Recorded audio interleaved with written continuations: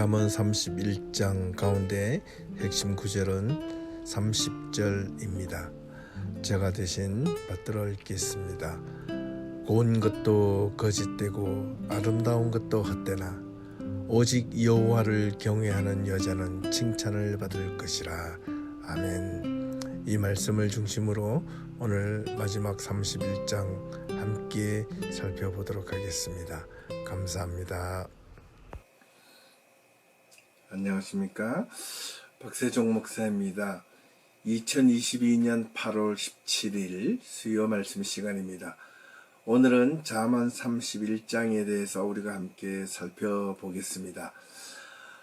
지난 2월부터 시작하여 오늘 8월 셋째 주일 17일까지 매주 한 장씩 잠언의 말씀을 묵상하고 또 돌아보면서 하나님의 말씀을 두고 우리가 어떻게 일상생활에서 우리에게 하나님께서 주시는 지혜와 명철이 필요한지 그 이유에 대해서 우리가 하나하나 조목조목 살펴보았습니다. 오늘은 마지막 부분인 잠언 31장 르무엘의 잠언이라고 불리어집니다. 이 잠언의 마지막 장 31장은 어머니가 르무엘 왕을 훈계한 잠언으로 기록되어져 있습니다. 그렇다면 이 르무엘은 누구인가? 라는 질문이 생길 수밖에 없습니다. 많은 유대인 해석자들 가운데서는 이 르무엘을 솔로몬의 또 다른 이름으로 해석하기도 합니다. 솔로몬이 이집트 또는 이방 여인들에 빠져서 하나님을 섬기는 마음이 사라졌을 때 그의 어머니 바세바가 교훈했던 잠언이라는 내용입니다. 어떻게 보면 듣기에는 그럴싸하게 보여지지만 전혀 사실은 또 근거가 없다 하겠습니다. 게다가 이 르무엘이라는 이 이름은 사실 이방인의 이름입니다. 그러므로 이 르무엘은 구약 성경에서 등장하는 이스라엘의 왕이 아니라 유대교로 회심하였던 이방인 왕이었을 가능성이 높다라는 것입니다. 그래서 이 잠언 31장은 총 1절부터 31절까지 기록되어져 있는데요. 다시 이 31장을 크게 두 단락으로 나눌 수 있습니다. 첫 번째는 르무엘 왕을 훈계한 교훈들이라 하여 1절부터 9절까지입니다. 이 첫 번째 9절은 다시 세 부분으로 나눌 수 있는데요. 1절부터 3절까지 여자들에게 힘을 함부로 쓰지 말라. 그리고 두 번째는 4절에서 7절 술을 멀리하라. 그 다음 세 번째 8절에서 9절 공의로 재판을 하라는 내용입니다. 이 어머니가 르무엘 왕을 훈계한 교훈은 이렇게 세 가지로 설명할 수 있는데, 첫 번째 여자에게 힘을 쓰지 말라는 이 내용은 한글 성경에는 내 힘을 여자들에게 쓰지 말며 왕들을 멸망시키는 일을 행하지 말지어다, 이렇게 번역을 하고 있습니다. 그래서 이 여자들에게 힘을 쓰는 것과 왕들을 멸망시키는 일을 별개의 것으로 이해하기 쉽습니다. 그러나 원어적 의미에서는 이 여자에게 힘을 쓰는 것이 곧 왕들을 멸망시키는 일이라는 뜻입니다. 그런데 이 여자들에게 힘을 쓰다라는 말의 권면은 특별히 르무엘의 어머니가 훈계한 개인적인 교훈이기에 앞서서 오히려 율법의 가르침이라는 것입니다. 그에게 많은 아내를 두어 그의 마음이 오히려 미혹될까 염려하여 그의 마음이 많은 아내를 두어 미혹되지 않게 하라고 신명기 17장 17절 전반부에 기록되어 있는 것을 볼 때 우리는 그 부분을 좀 유심히 생각해 볼 필요가 있습니다. 두 번째는 술을 마시지 말라는 것인데요. 4절에서 7절 내용인데, 음주 자체가 금지하기보다는 왕이라는 그 위치가 음주, 술로 채워졌을 때 왕이 제대로 판결하고 재판을 할 수 있겠느냐, 나라를 제대로 다스릴 수 있겠느냐라는 것입니다. 오늘날 특별히 누구와도 참 많이 연상이 되는 대목이 아닐 수가 없습니다. 왕은 특별히 막중한 책임을 지고 있는데 오히려 술은 바른 판단력과 정략, 적시적소에 정확한 판단을 내려서 국가의 운명을 짊어지고 나가야 될 그 막중한 책임이 술로 인하여 그 판단이 흐트러질까 두려워하기 때문에 그렇다는 겁니다. 때로는 술이 필요한 사람들도 있을지 모릅니다. 잠언 31장 6절에 곧 이어서 볼 텐데요. 독주는 죽게 된 자에게, 포도주는 마음에 근심하는 자에게 줄지어다. 예, 힘들고 어려운 자에게 잠깐 위로의 필요성을 위하여 포도주, 술이 필요할지도 모른다라는 뜻입니다. 하지만 나라를 다스리는 왕에게, 위정자에게는 술이 결코 어울리지 않는다는 것을 알려주고 있습니다. 세 번째, 공의로 재판하라. 8절에서 9절 내용인데요. 이따가 보겠습니다. 고대 사회에서 왕의 가장 중요한 역할을 한 사람이 바로 백성 사이의 시시비비를 판결하고 재판하는 일이었습니다. 특별히 그것을 위해서는 공의로 재판하라는 권면도 율법에서 왕을 비롯한 백성의 지도자들에게 강력하게 요구하고 있는 덕목이기도 합니다. 특별히 신명기 16장 18절에 보면 내 하나님 여호와께서 내게 주시는 각 성에서 내 지파를 따라 재판장들과 지도자들을 둘 것이요 그들은 공의로 백성을 재판할 것이라. 공의로 재판할 것이라. 사심과 사욕, 개인의 이기적인 판단으로 재판하는 것이 아니라 공의로 재판하라는 이 내용을 오늘 특별히 귀담아 들어야 할 것 같습니다. 이 특별히 이 첫 번째 잠언 31장 1절에서 9절 이 첫 번째 단락은 왕의 자리에 있었던 르무엘에게 주어진 가르침이라 할 수 있겠습니다. 그래서 잠언은 특별히 솔로몬의 왕의 훈계로 시작되었다는 것입니다. 그런데 이 잠언의 마지막 장에 이르자 왕의 자리에 있는 사람들조차도 하나님의 지혜의 교훈을 받아야 한다는 것을 알려주고 있는 내용입니다. 그것도 특별히 여성이 전하는 가르침, 여자들이 말하는 것을 귀담아 들으라 라는 뜻입니다. 하지만 잠언은 왕이든 백성이든 남성이든 여성이든 모든 사람들은 지혜의 훈계를 들어야 한다는 것을 분명하게 이야기하고 있다는 사실을 기억할 필요가 있습니다. 이제 상세하게 첫 번째 단락에 대해서 우리가 하나하나 살펴보도록 하겠습니다. 1절입니다. 르무엘의 왕이 말씀한 바 곧 그의 어머니가 그를 훈계한 잠언이라. 앞서 언급한 것처럼 르무엘 왕이 정확하게 누구인지는 알 길이 없지만 그의 이름은 하나님께 헌신된, 하나님께 속한이라는 뜻을 가지고 있습니다. 특별히 이렇게 중요한 것은 그가 그의 모친이 그에게 베푼 지혜로운 권면을 우리를 위해 보존해 두었다는 것입니다.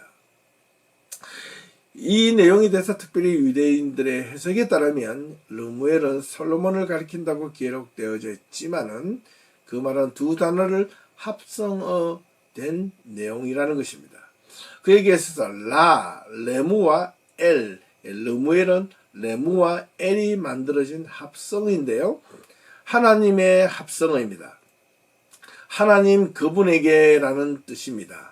솔로몬 왕은 그동안 말년에 너무나 많은 죄를 지었기 때문에 거룩한 자의 영예를 위하여 그가 지었다는 뜻입니다. 그의 이름은 솔로몬의 모든 행위와 지혜가 하셴, 그 이름 여호와에게 헌정되었다는 말로 해석할 수 있다는 뜻입니다. 그렇다면 솔로몬의 어머니 바세바가 솔로몬에 주신 말씀이다. 이렇게 유대인들은 해석하고 있지만 정확한 근거는 사실 잘 알 길은 없다는 것을 염두에 둘 필요가 있습니다.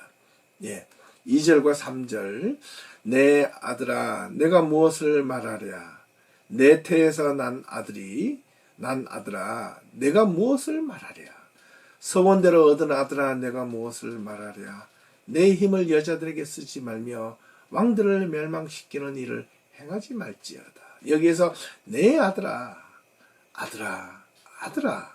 첫 번째는 내 아들아 내가 무엇을 말하랴 내 태에서 난 아들아, 내가 무엇을 말하랴? 서원대로 얻은 아들아, 내가 무엇을 말하랴? 이거는 세 번씩이나 강조하며 내가 너에게 무엇을 말해줄고 내가 너에게 무엇을 전해야만 네가 정신 차리고 올바른 길로 걸어갈 수 있겠느냐? 내가 여호와께 바친 내 아들아, 내가 너에게 어떤 지혜의 말로 인하여 네가 바른 길로 걸어갈 수 있을까라는 뜻입니다. 특별히 이 질문을 던지며 3절에서 내 힘을 여자들에게 쓰지 말며 왕들을 멸망시키는 일을 행하지 말지어다라고 권면하고 있습니다. 이는 특별히 육체적 방탕과 정욕의 삶을 피하라는 경고이기도 합니다. 그래서 규방, 이방 여자들의 유혹은 지금처럼 당시에도 동방 왕국들의 저주였다고 이 설교자의 주석에는 기록하고 있다는 것 기억할 필요가 있습니다. 4절에서 5절입니다. 너무해라 포도주를 마시는 것이 왕들에게 마땅하지 아니하고 왕들에게 마땅하지 아니하며 독주를 찾는 것이 주권자들에게 마땅하지 않도다. 술을 마시다가 법을 잊어버리고 모든 공고한 자들의 성사를 굽게 할까 두려우니라.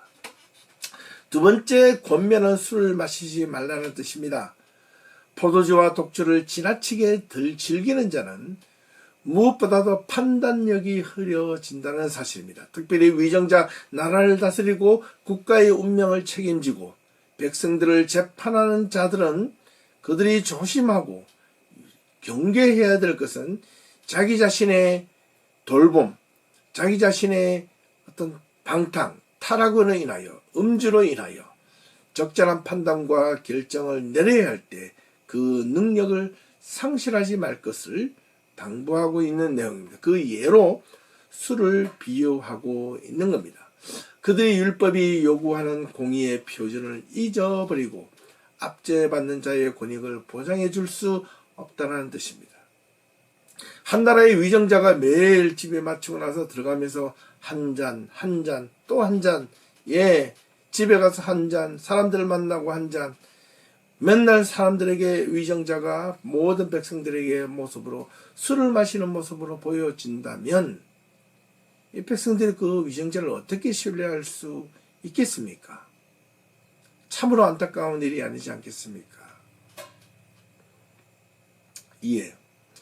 6절과 7절입니다. 독주는 죽게 된 자에게 포도주는 마음에 근심하는 자에게 줄지어다.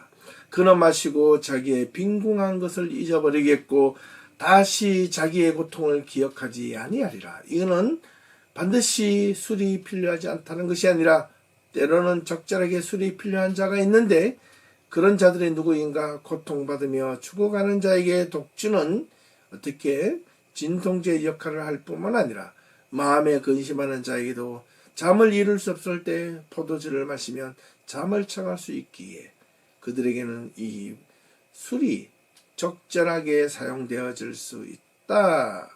하지만 이것이 맨정신으로 온전하게 나라를 제대로 다스리고 나라의 운명을 짊어지고 있는 자들에게는 금지할 것을 강력하게 설명해 주는 반영이라 하겠습니다. 8절과 9절입니다.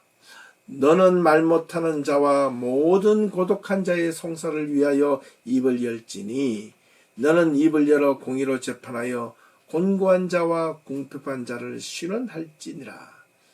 특별히 왕은 그들 자신을 변호할 수 없는 모든 연약한 자들과 나약한 자들 그리고 버림받은 자들 소외된 자들을 위하여 변호하는 책임 있는 자가 되어야 한다는 것입니다.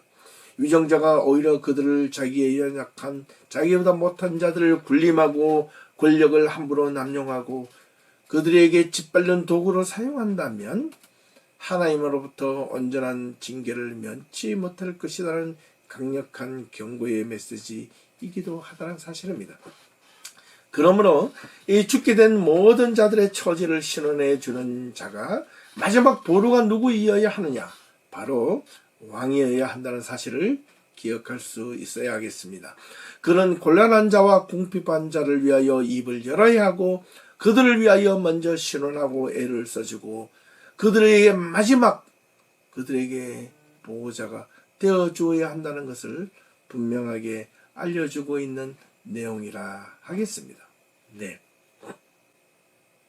자, 이번에는 두 번째 단락 잠언 31장 10절에서 31절까지의 내용을 살펴보겠습니다. 이 두 번째 단락의 주제는 현숙한 여인입니다. 잠언의 마지막 부분인 이상적인 아내로 묘사하고 있습니다. 앞서서 언급하였던 이 잠언 31장 3절에 보면 내 힘을 여자들에게 쓰지 말며 라는 이 구절은 바로 이 사람이 왕이 어떻게 육체적으로 정력적으로 여자들과 탐욕하고 음란을 부리고 그들에게 힘을 썼을 때 올바른 재판을 하지 못하고 그들에게 오히려 나라를 운명을 맡길 수 없지만 오히려 현숙한 여인, 지혜로운 여인을 잘 왕의 옆에 두게 되었을 때 왕이 얼마나 그의 자기가 더욱더 빛내게 될 것인가를 설명하고 있는 내용이라 하겠습니다. 그래서 이 잠언의 마지막 부분은 왕뿐만 아니라 모든 남성들에게 이상적인 여자를 구하는 가장 아름다운 기도 제목이기도 하겠습니다.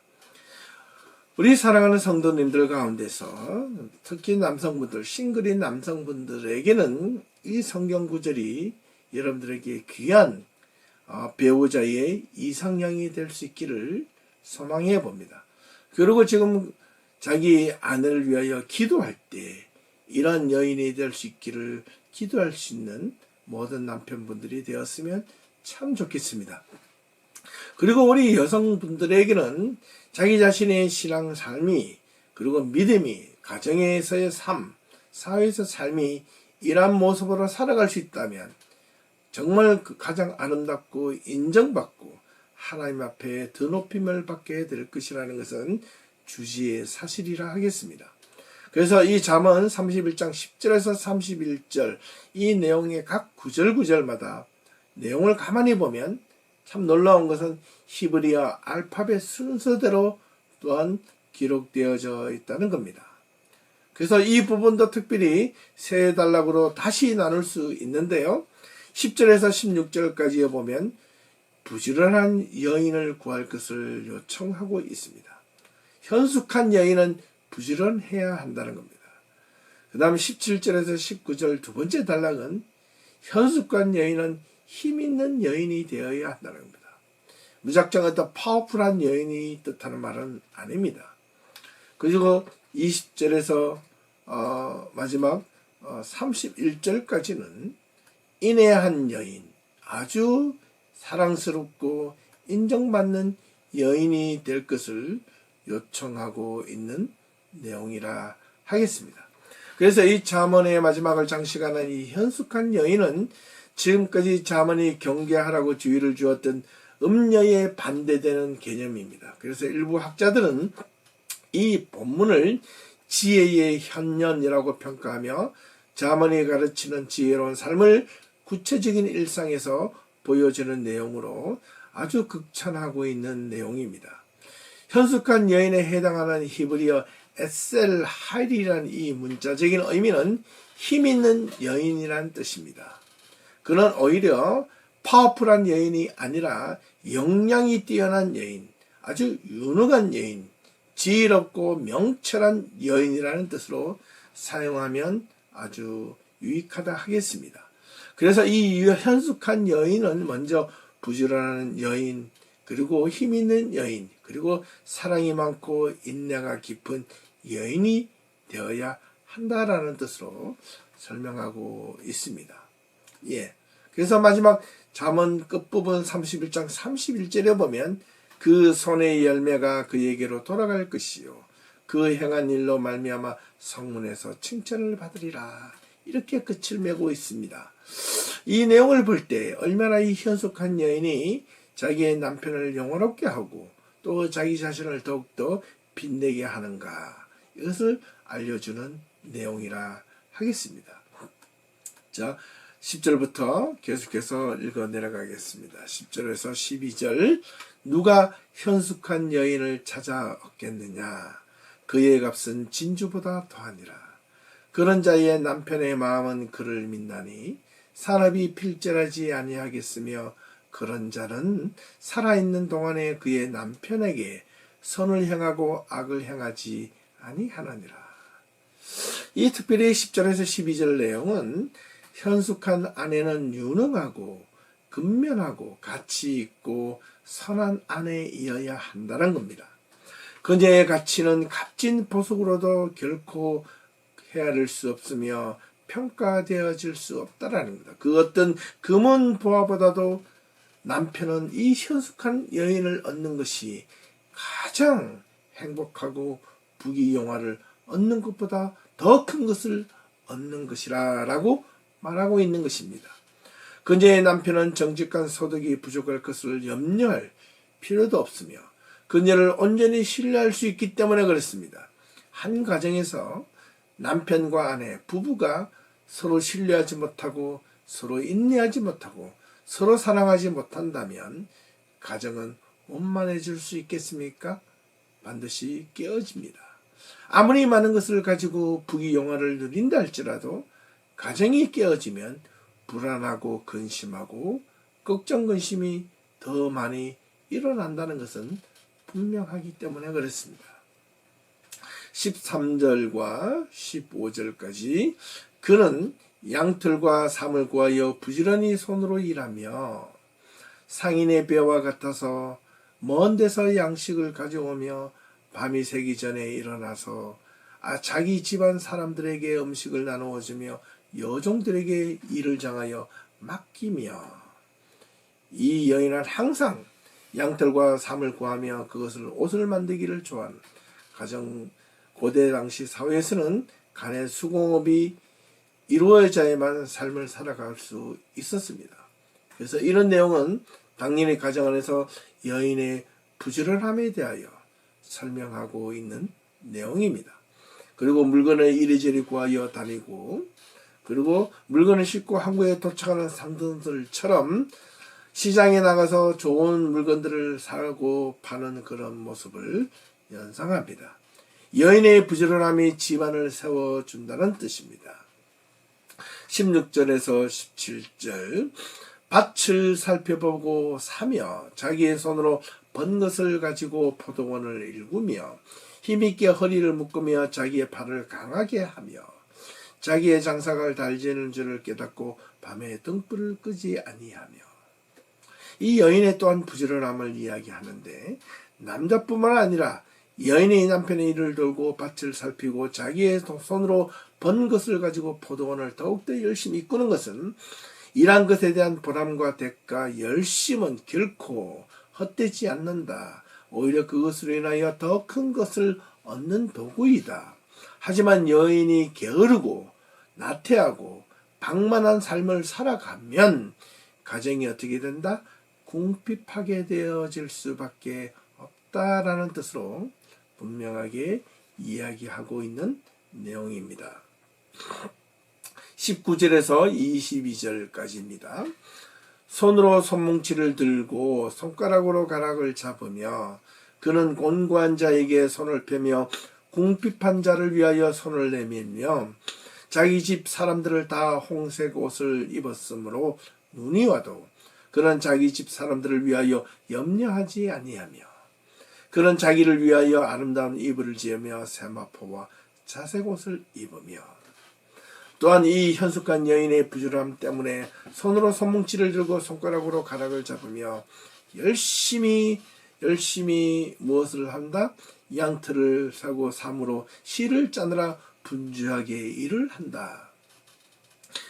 그 일이 끊을 날이 없다는 것이 아니라 그렇게 열심히 양털을 짜고 열심히 손을 놀려서 열심히 일을 하여 무엇을 하겠다?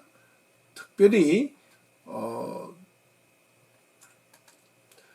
가난한 자에게, 궁핍한 자에게, 어려운 자에게, 곤고한 자들에게 그들에게 손을 내밀어 나누어지는 그런 선을 행하는 여인, 얼마나 현숙한 여인인가를 말하고 있는 내용입니다.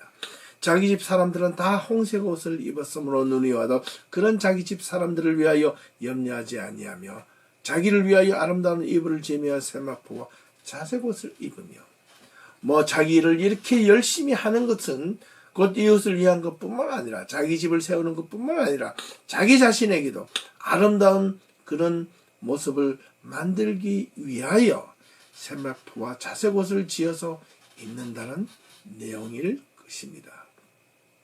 결국에는 이 현숙한 여인은 부지런한 삶을 통하여 가정을 세우고 이웃을 돌보고 또한 남편을 영원하게 하는 만큼 이 여인은 그야말로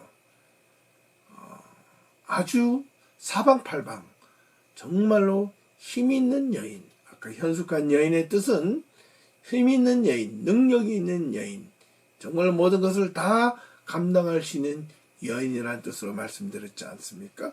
바로 이 내용이 그러한 내용이라는 것입니다.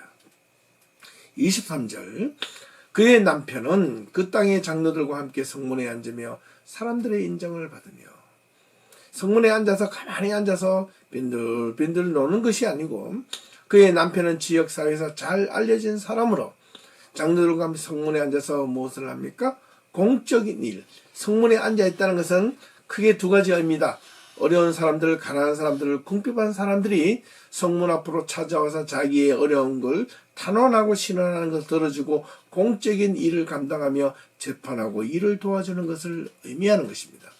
그래서 집안일에 신경 쓰지 않고 오히려 공적인 일에 몰두하고 전념할 수 있음으로 인하여 그 사람은 더욱더 그 일을 통하여 존경을 받고 공의로운 재판과 정의로운 어떤 행함을 통하여 더욱더 드높임을 받을 수 있다. 그것을 누가 서포트해주고 지원해주느냐? 그의 안에 현숙한 여인만이 할 수 있다라는 뜻입니다. 24절에서 27절까지입니다. 그는 배로 옷을 지어 팔며 띠를 만들어 상인들에게 맡기며 능력과 종기로 옷을 삼고 후일을 웃으며 입을 열어 지혜를 베풀며 그의 혀로 인애의 법을 말하며 자기의 집안일을 보살피고 게을리 얻는 양식을 먹지 아니하나니. 이 현숙한 여인은 배옷을 지어 시장에 열심히 내다 팝니다. 부지런합니다. 그저 종들에게 시키고 자기 할 일을 하지 않고 모든 것을 뒤로 미루는 그런 게으른 여인이 아닙니다. 할 수만 있다면 자기가 열심히 노력하여 시장에 나가서 자기가 손수 지어 만든 옷감들 그것을 팔기도 하고 또 필요한 것을 사기도 하며 그의 입을 열어서 지혜를 말하고 그의 혀로 인애의 법을 말하고 자기의 집안일을 보살피고 게을리 얻는 양식으로 그녀는 살아가지 않는 여인. 이것은 바로 그녀가 가족들에게 베푸는 가르침, 지혜와 인애의 균형을 이루는 현숙한 여인의 모습이라 하겠습니다. 28절, 그의 자식들은 일어나 감사하며 그의 남편은 칭찬하기를. 29절, 덕행 있는 여자가 많으나 그들은 모든 여자보다 뛰어나다 하느니라. 그래서 이 현숙한 여인, 지혜로운 여인, 능력이 있는 여인, 이 여인은 그의 자식들은 그 여인을 자기 어머니를 향하여 감사한 마음이 생길 수밖에 없다는 겁니다. 어릴 때부터 이 아이들을 건강하게 바르게 부지런하게 키울 수 있습니다. 남편은 그 자기 자신이 공적인 일에 몰두하고 가정에 크게 신경 쓰지 않아도 되기 때문에 감사한 마음을 가질 수 있다는 것입니다. 덕행 있는 여자는 많으나 이 현숙한 여인은 덕행이 있고 정말로 인자한 여인보다 훨씬 더 뛰어나다. 다른 사람들에게, 모든 사람들에게 칭찬받을 수 있다라는 그런 뜻입니다. 마지막 30절과 31절, 마지막 이제 30절과 31절, 고운 것도 거짓되고 아름다운 것도 헛되나 오직 여호와를 경외하는 여자는 칭찬을 받을 것이라.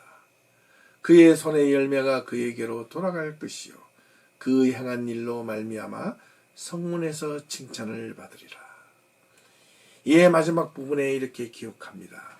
고운 것도 거짓되고 아름다운 것도 헛되나 오직 여호와를 경외하는 여자는 칭찬을 받으리라. 하나님을 경외하고 두려워할 줄 알고 하나님을 모실 줄 아는 여인은 남편과의 관계도 좋고 자식과의 관계도 올바를 수밖에 없다라는 사실입니다.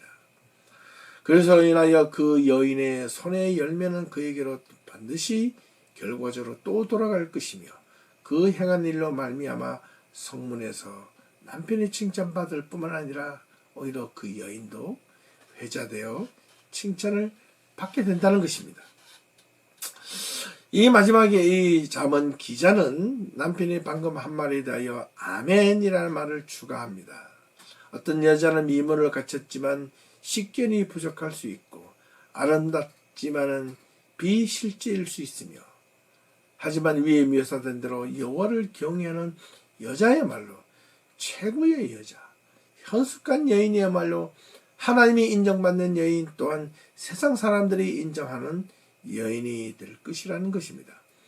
그 여인이야말로 건면함과 고귀한 인품으로 인하여 존귀함을 받게 될 것이라는 겁니다. 어떻게 보면 이런 여인을 구할 수 있는 남편은 어떨까요? 행복하지 않겠습니까? 또 이런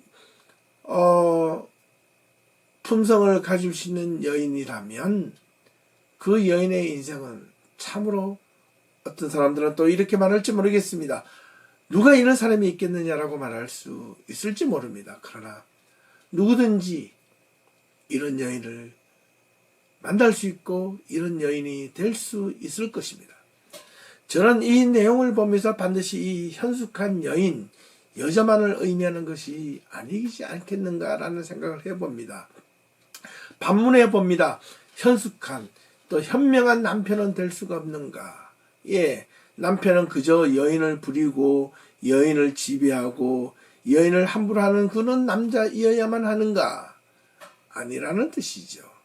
동반적인 관계에서 함께하는 관계에서 현숙한 여인을 얻고 싶은 만큼 여인들도 자상한 남편, 인자한 남편, 그리고 강직한 남편, 불의를 벗고 참지 않는 남편, 모든 것을 대하여 이렇게 올바른 것을 행할 줄 아는 남편, 진리와 공의 앞에 굽히지 않는 남편, 얼마나 듬직한 남편이 되지 않겠습니까? 세상의 흐름 따라 살아가는 이리저리 세워라 내워라 게으름을 베푸는 게으름을 피우는 그런 남편이 아니라 현숙한 여인처럼 부지런하며 그 다음에 근면하고 인애가 높고 사랑이 많은 남편은 될 수가 없는가라는 말이기도 합니다. 자, 이제 잠언 1장에서 31장까지 우리가 마지막까지 살펴보았습니다.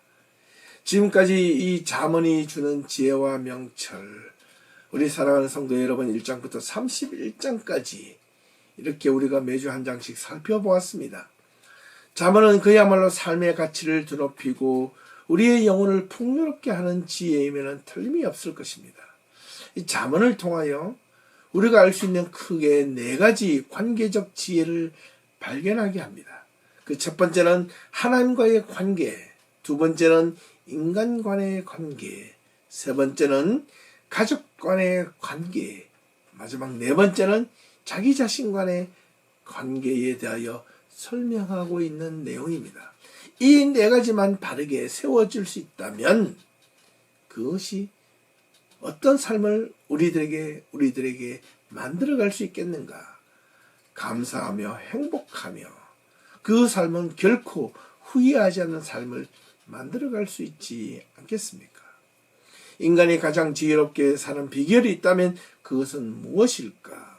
앞선 것 같은 이 네 가지 관계, 하나님과의 관계, 내 머리 위에는 나만 있는 것이 아니라 나보다 더 큰 높은 이가 있다라는 것을 인정하는 것이고, 그 다음에 인간 간의 관계에서는 사람과 사람 간의 모든 이런 그 릴레이션십, 관계성 속에서 모든 인간 관계가 원만해져야 된다는 것을 알려주고 있고, 세 번째는 가족 간의 관계, 다른 것을 다 얻는다 할지라도 가족 간에 행복하고 사랑이 넘치지 않으면 그 삶을 불행할 것이고, 무엇보다도 그것을 온전하게 하나님과 인간과 가족 간의 관계를 관계를 만들어 가려면 자기 자신을 보다 잘 다스려야 한다는 것을 명확하게 이야기해 주고 있는 내용이 바로 이 잠언이라는 사실입니다. 그러므로 자기 자신이 살아가면서 얻을 수 있는 그 지혜도 있지만 먼저 그런 지혜자로부터 배울 수 있는 그 배움의 준비, 마음가짐이 가장 중요하다 하겠습니다.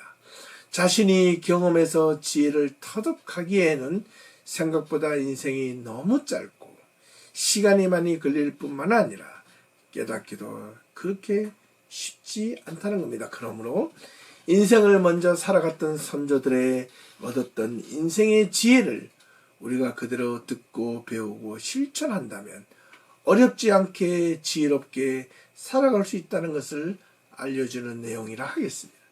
이 잠언이 제시하고 있는 인생의 지혜를 쉽게 풀이하면 우리의 삶의 현실에서 적용시켜 볼 때 얼마나 우리의 삶에 유익할까, 저는 이 부분을 항상 생각해 봅니다. 지식을 아무리 가지고 있어도 그 얻어진 지식을 가지고 알고만 있으면 무슨 소용이 있겠습니까? 우리가 배우고 듣고 알았던 그 지식을 우리의 삶에서 필요할 때마다 적시적소에 사용되어질 수 있다면 그 지식은, 그 지혜는 정말로 풍성한 삶이 될 것이라는 것입니다. 하지만 아무리 많은 것을 알아도 그것을 쓸모없게 사용될 수 없다면 오히려 그것을 악용하거나 잘못 사용한다면 지혜를 얻는 것보다 못하다라는 것을 또한 알려주고 있는 내용입니다. 그러므로 지혜란 가장 높은 의미에서 바라볼 때 올바른 삶에 관한 지식으로, 성경에서는 경건한 삶을 살아가는 것이 바로 지혜라는 것을 알려주고 있는 것입니다. 우리에게 하나님이 필요하고, 우리에게 사람이 필요하고, 가족이 필요하고, 자기 자신의 삶을 돌아보는 그 관계를 맺기 위하여 우리는 무엇이 필요하다? 이 잠언이 늘 언제나 일관성 있게 이야기하는 그게 두 가지 단어, 지혜와 명철. 명철은 분별력을 의미한다 했습니다.